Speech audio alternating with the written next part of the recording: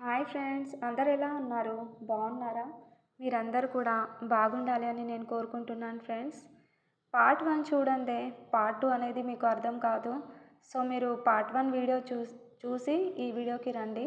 Link అనేది డిస్క్రిప్షన్లో ఇచ్చాను ఫ్రెండ్స్. ఇంకా మనం కథలోకి వెళ్ళిపోదామా? నిహారిక నాన్న ఆరోగ్యం దెబ్బతింది. సడన్గా హాస్పిటల్లో అడ్మిట్ అయ్యారు. నిహారిక ఒకేసారి షాక్ తగిలేంత పని అయింది.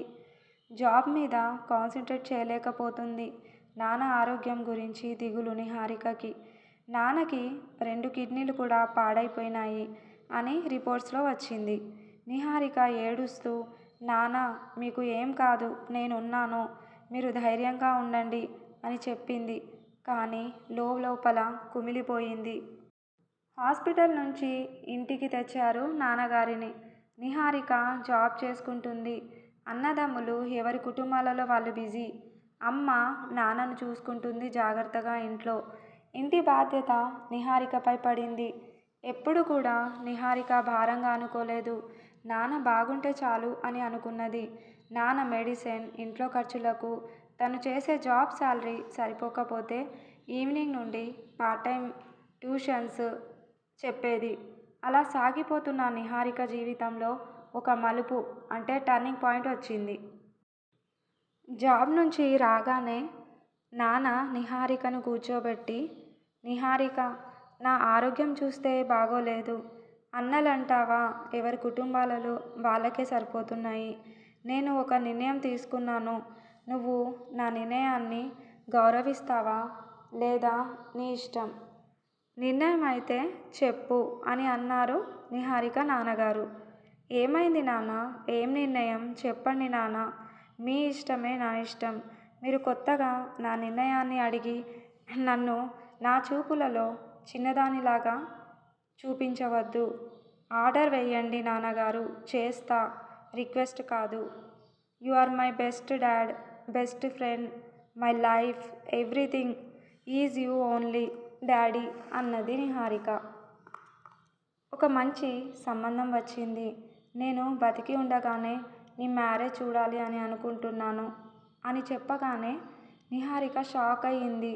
అదేంటి నాన్న, మీకు నేను చెప్పాను కదా 2 సంవత్సరాలు టైం కావాలి అని. ఇప్పుడు నేను పెళ్లి చేసుకొని వెళ్ళిపోతే ఇంటి ఖర్చులు, మీ ఆరోగ్యం ఇవన్నీ ఎవరు చూసుకుంటారు? మీ ఆరోగ్యం కూడా బాగోలేదు అని చెప్పింది నిహారిక. అన్నలున్నారు కదా, చూసుకుంటారు. నువ్వు సంతోషంగా ఉంటే చాలు నిహారిక అని చెప్పాడు నాన్న. నాన్న కన్నీరు చూసి ఏం అనలేకపోయింది నిహారిక. ఒప్పుకుంది. పెళ్లి చూపులు జరిగాయి. కనీసం ఆ అబ్బాయి ఎలా ఉంటాడు అనేది కూడా చూడలేదు. చేసుకుంది ఇంకా పెళ్ళి.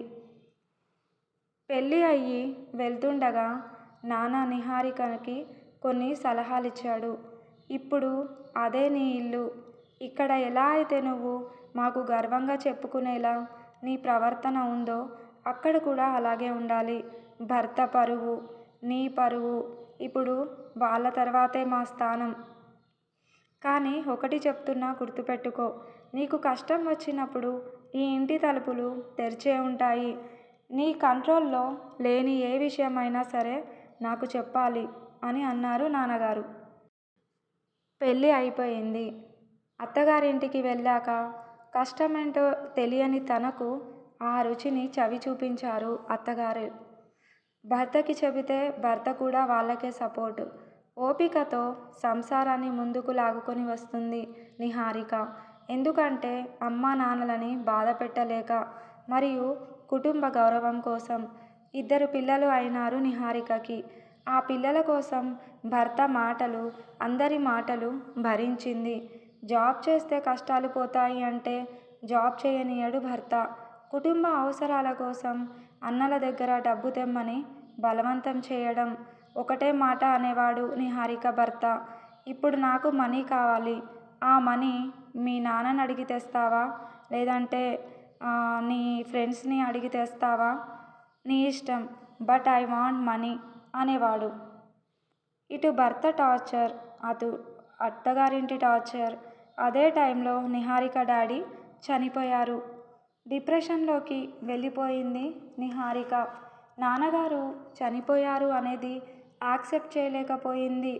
అన్నదమ్ములు, అమ్మ ప్రేమతో డిప్రెషన్ నుండి బయటికి వచ్చింది.